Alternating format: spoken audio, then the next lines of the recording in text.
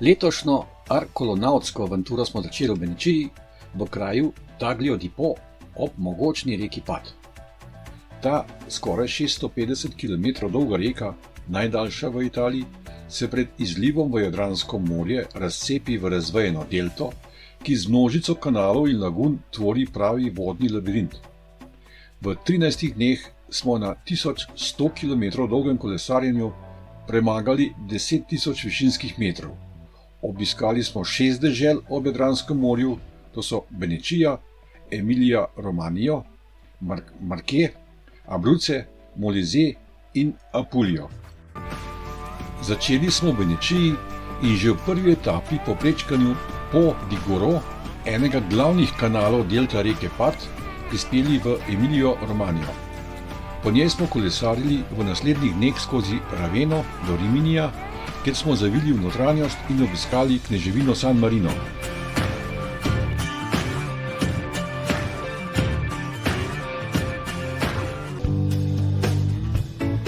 Pot smo nadaljevali po gričevnasti pokrajini dežele Marche, kjer so nas spremljali vinogradi in oljčni nasadi. Kolesarili smo skozi kraje Urbino, Fabriano, Corridonija do mesta Ancoli Piceno, glavnega mesta istoimenske pokrajine v deželi Marche. Ko smo v 7. etapi dosegli Abruzzi, se je v mestu Alba Adriatica pred nami odprl modri horizont Jadrana. Ob obali smo nadaljevali skozi Pescaro, Ortono in Vasto do Temolija, kjer smo se spet podali v notranjost in za kratek čas stopili v deželo Molise. V zadnjih 4 etapah smo prekolesarili skozi Apulio, skozi kraje San Severo, Lignano, Garganicio, San Marco in Lamis, ter vas Borgo Celano, 675 metrov nadmorske višine, ki je bila tudi najvišja točka celotnega kolesarjenja.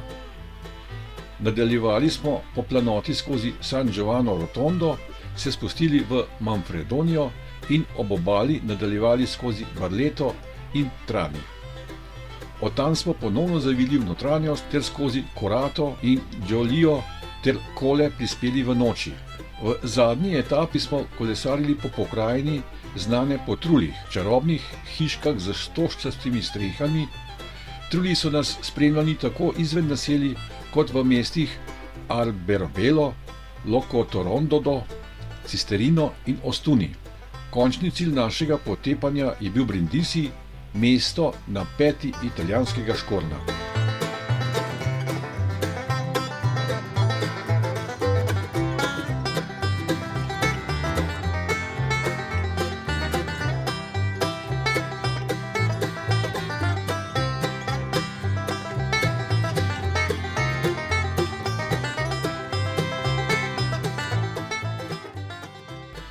Prvi dan je bil namenjen ogrevanju.